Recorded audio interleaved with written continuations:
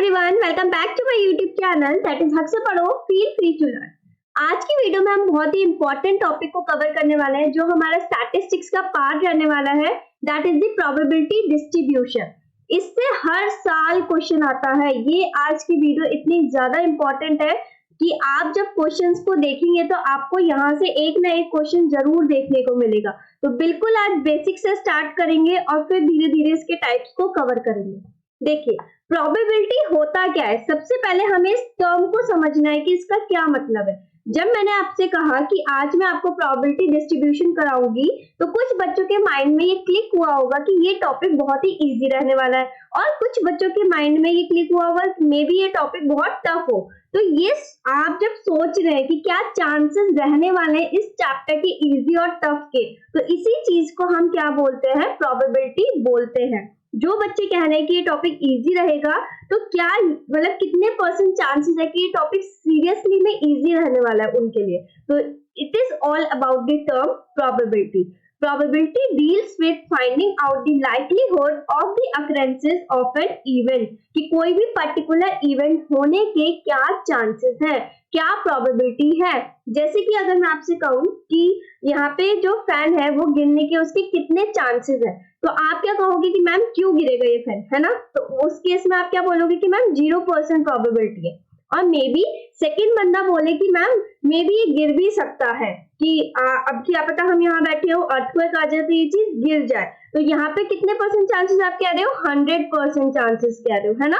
तो इसकी वैल्यू कहाँ से कहाँ तक लाई होती है, 100% को अगर हम परसेंटेज रिमूव करें तो इसकी वैल्यू कहाँ से कहाँ तक आएगी, 0 से 1 तक के बीच में हमारी प्रोबेबिलिटी की वैल्यू आती है। तो आपको बेसिक समझ आया कि प्रोबेबिलिटी क्या होता है। Probability is relate to the कि वो जो हम इवेंट को सोच रहे हैं कि ये इवेंट होने वाला है उसकी क्या चांसेस है, क्या प्रोबेबिलिटी है, क्या लाइकलीहुड है कि वो चीज होगी। मेरे पास एक फॉर सपोज बास्केट थी, मैंने उसमें रेड बॉल्स डाली है, ब्लू बॉल्स डाली है, ग्रीन बॉल्स डाली है। अब मैं आपसे कह रही हूँ कि आप रेंडमली आईज क्लोज करके उसमें से एक भी बॉल उठाइए। अब मैं आपसे कहूँ कि क्या चांसेस हैं जो आप बॉल उठा रहे हो वो ग्रीन आए। तो जब आप इस तरीके के क्वेश्चंस को फाइंड आउट करते हो तो उस केसेस में हम क्या बोलते हैं कि आप प्रोबेबिलिटी फाइंड आउट कर रहे हैं।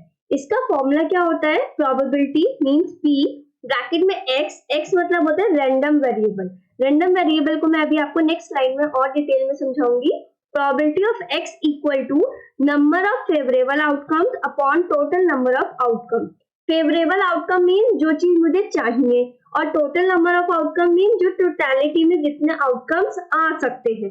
लाइक अगर मैं आपसे कहूँ एक कॉइन को टॉस करते हैं तो आपके पास कितने आउटकम्स आएंगे बताइए। एक तो आएगा आपके पास टेल एंड एक आपके पास आएगा हेड। तो कितने हो गए हमारे पास, कितने आउटकम्स आए, 2। तो टोटल आउटकम कितने हो गए, 2। अब मैं आपसे कह रही हूँ कि क्या प्रोबेबिलिटी है कि आप सिक्का उछालते हो तो आपके पास हेड आए।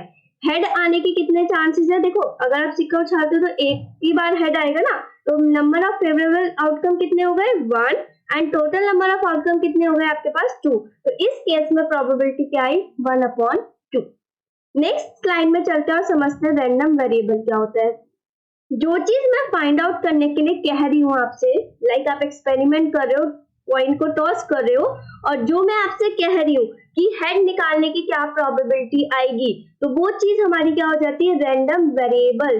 कि जिस चीज की हम वैल्यू फाइंड आउट करने वाले हैं अपने एक्सपेरिमेंट में, उसी चीज को हम क्या बोलते हैं, रैंडम वेरिएबल बोलते हैं। It is a numerical form of the outcomes of a random variable, random experiment. जो भी मैं एक्सपेरिमेंट करूंगी, जो वैल्यूज मैं फाइंड आउट करना चाह रही हूँ, उस चीज को हम क्या बोलेंगे, रैंडम वेरिएबल। इसको हम चांस वेरिएबल के नेम से भी जानते हैं। Now let us take an example कि मैंने 2 कॉइन्स जो है साथ में उछाले, 2 सिक्के मैंने साथ में उछाले। अब हम देखते हैं कि इसमें क्या क्या चीजें निकल के आ सकती है, क्या क्या आउटकम्स निकल के आ सकते हैं। देखो 2 कॉइन्स उछाले मैंने, तो ऐसा हो सकता है पहले वाले कॉइन पे भी हेड आए और दूसरे वाले कॉइन पे भी हेड आए। क्या हो सकता है और आउटकम, पहले वाले पे हेड आए, दूसरे वाले पे टेल आए।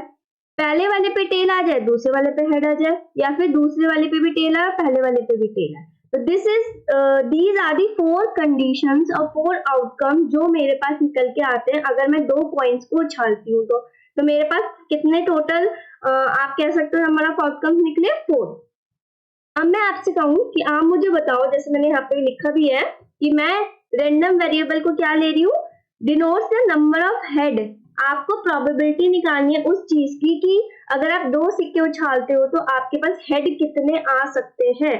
तो हम देखते हैं पहले वाले केस में, देखो कितने हेड आ सकते हैं, 2 हेड आ रहे हैं।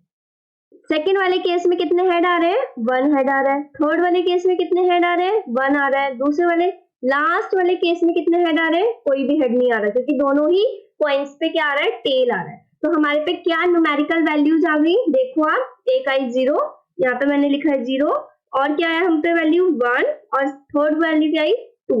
तो ये हमारे क्या हो गए, रैंडम वेरिएबल्स होंगे, किस चीज के, नंबर ऑफ हेड्स के, if I will toss 2 points simultaneously. तो इसी चीज को हम रैंडम वेरिएबल बोलते हैं। जो चीज मैं निकाल रही होंगी, निकालने की मेरी इच्छा है, जब मैं उसको न्यूमेरिकल फॉर्म में अटैच कर देती हूँ, उसको हम क्या बोलते हैं, रैंडम वेरिएबल।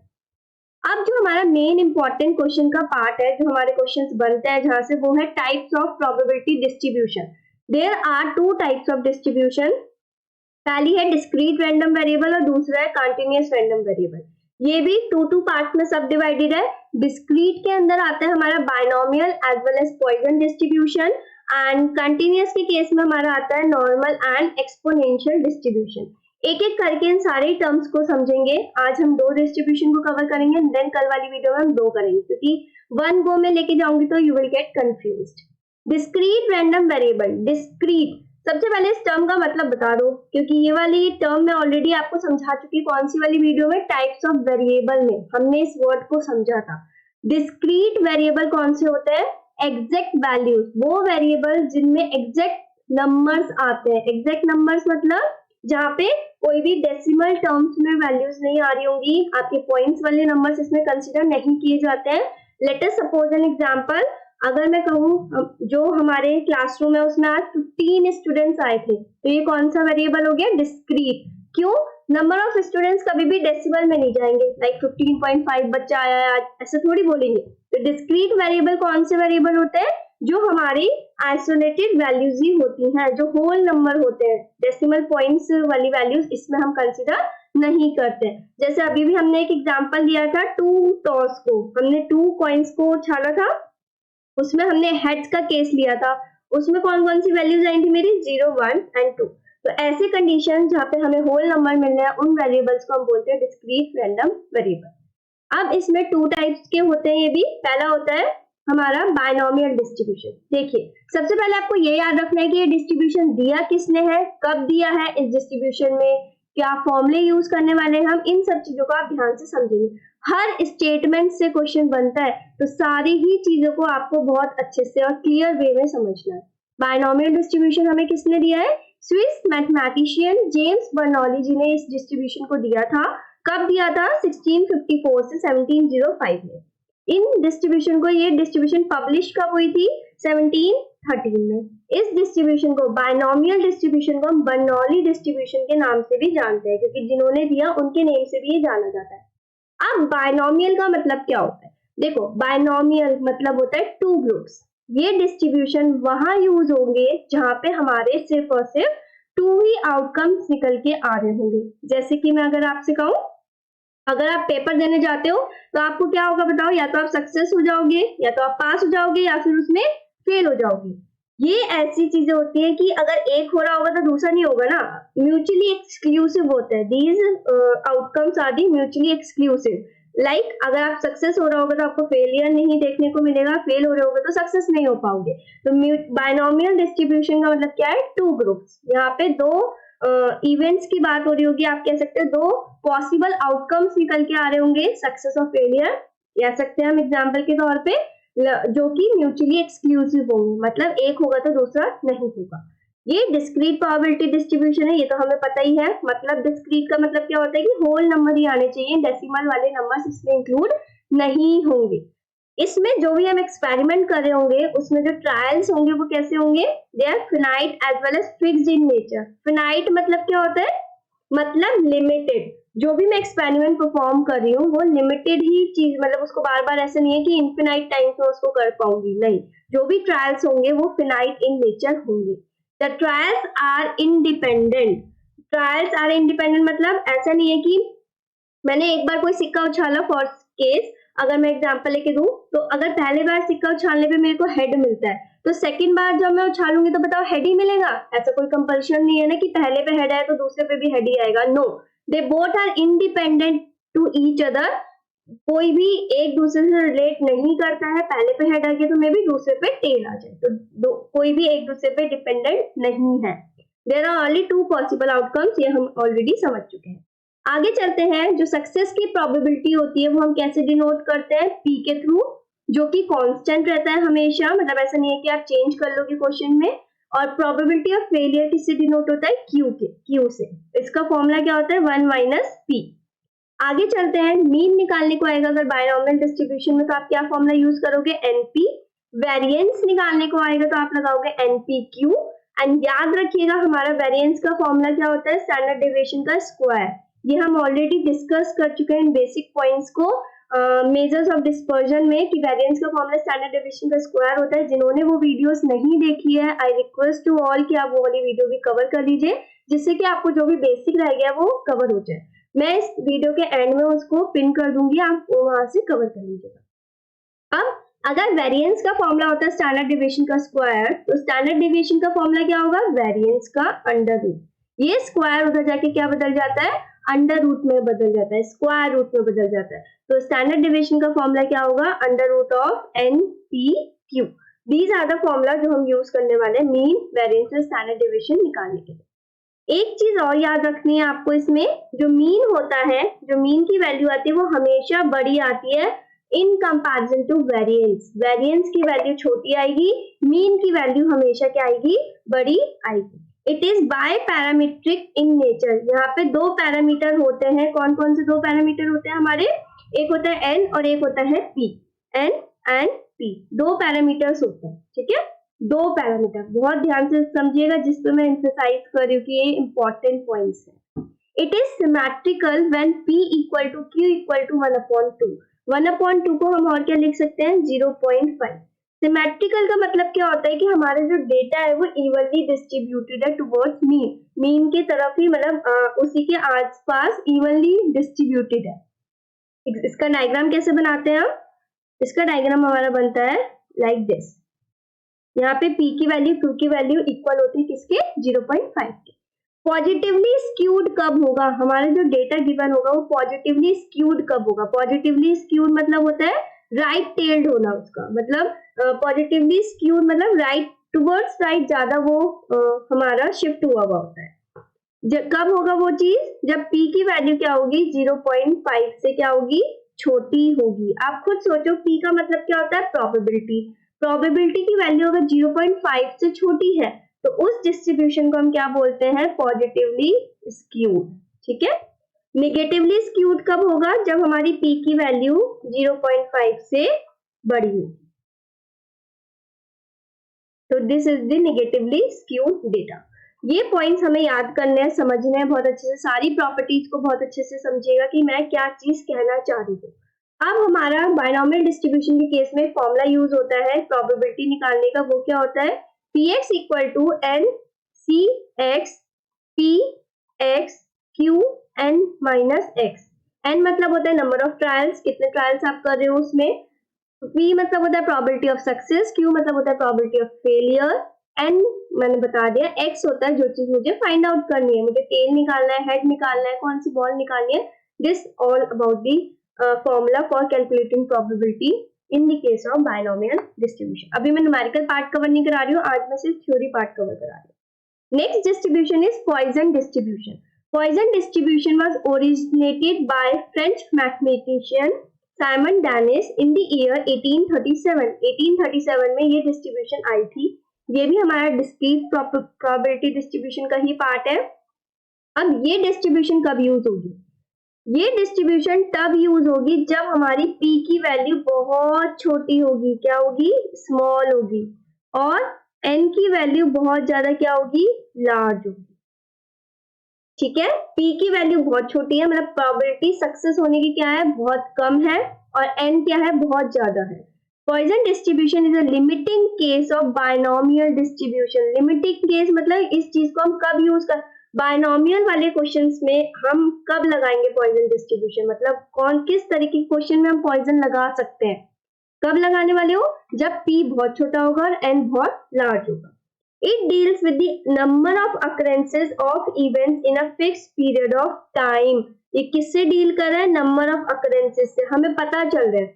लाइक मैं आपसे एग्जांपल दूं, मैंने एक बुक पब्लिश कराई थी, उसमें क्या हुआ, एरर्स फाइंड आउट करने की, पर पेज कितने एरर है, प्रिंटिंग मिस्टेक्स देखनी है। अब एक बात बताइए कि अगर आप जब बुक पब्लिश करा रहे तो ऐसे तो नहीं है ना कि n नंबर ऑफ मिस्टेक्स होंगी उसमें, क्योंकि आप जब प्रिंटिंग कराते हो तो पहले से रिकंसीडर करते हो ना सारी चीजें, तो वहां पे क्या है, पेजेस बहुत ज्यादा है, लार्ज है, लेकिन उसकी एरर होने की संभावना बहुत कम है, मतलब एरर निकलने की संभावना बहुत कम है। तो उस केसेस में मैं पॉइजन डिस्ट्रीब्यूशन का यूज करूंगी, नंबर ऑफ अकरेंसेस फाइंड करने के लिए कि भाई इसमें कितने एरर्स निकल सकते हैं, तब हम क्या यूज करेंगे, पॉइजन डिस्ट्रीब्यूशन यूज करेंगे। इसमें लिखा भी है कब कब आप यूज कर सकते हो, जैसे मैंने आपको बता दिया, नंबर ऑफ प्रिंटिंग एरर्स पर पेज और number of germs in 1 drop of pure water. जब प्योर वाटर है तो जर्म्स कहाँ से आ गए उसमें, है ना, बहुत कम केस है ना इसका, तो इस केस में भी आप पॉइजन डिस्ट्रीब्यूशन का यूज करेंगे, मतलब जहाँ पे हमारा n बहुत बड़ा हुआ और प्रोबेबिलिटी क्या है, बहुत छोटी है, स्मॉल है उसकी वैल्यू।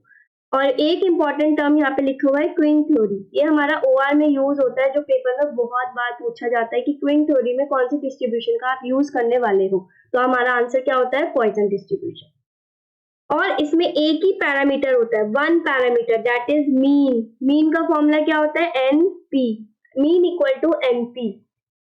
हमने बायनॉमियल डिस्ट्रीब्यूशन में पढ़ा था दो पैरामीटर होते हैं, N और P, whereas Poisson distribution में मैं आपसे कह रही हूँ कि एक ही पैरामीटर होता है, वो पैरामीटर क्या है, सिंगल मीन। मीन का फॉर्मूला होता है NP, ठीक है। नेक्स्ट स्टेटमेंट में आपसे क्या कह रहा है कि it is always positively skewed, ये हमेशा पॉजिटिवली स्क्यूड रहता है, पॉजिटिवली स्क्यूड रहता है, मतलब वन टेल्ड है बेसिकली।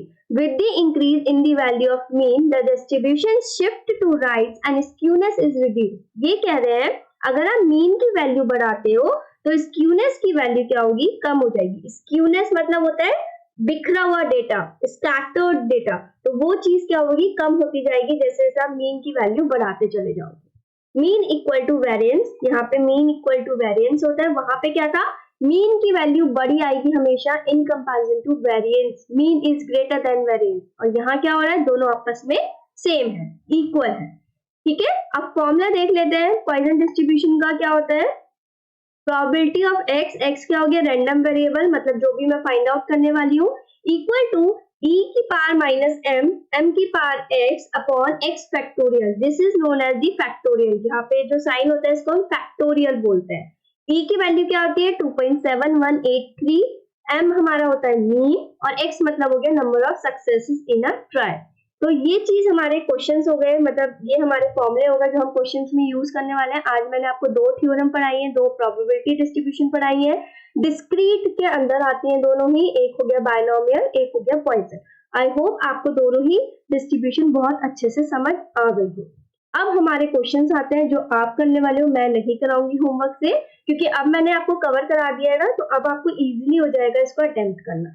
पढ़ते हैं क्वेश्चन, चलिए पहला क्वेश्चन देखते हैं। इन क्विंग थ्योरी, क्विंग थ्योरी में हम कौन सी चीजों को कौन सी डिस्ट्रीब्यूशन का यूज करते हैं, अब बताओ। मैंने दो ही डिस्ट्रीब्यूशन पढ़ाई है आज तो, बायनॉमियल और पॉइजन, इसमें से क्या आंसर है, ये चीज आप मुझे होमवर्क में बताएंगे, ये आपका होमवर्क रहने वाला है आज का।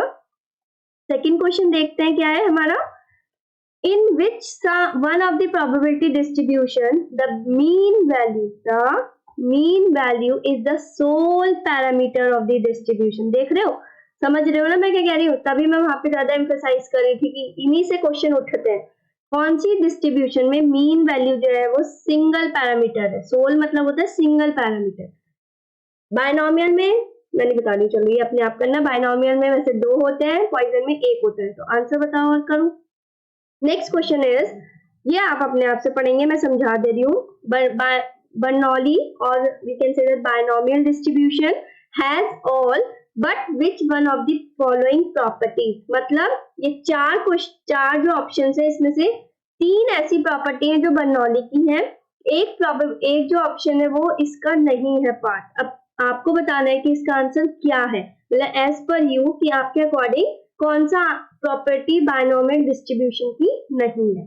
तो आई होप कि आपको आज सारी कॉन्सेप्ट्स क्लियर हो गए हो। मिलते हैं आपसे नेक्स्ट वीडियो में जिसमें हम कंटिन्यूअस प्रोबेबिलिटी डिस्ट्रीब्यूशन को कवर करेंगे, जिसमें हमारे आएंगे normal and exponential probability distribution. So stay tuned with the channel and keep rocking.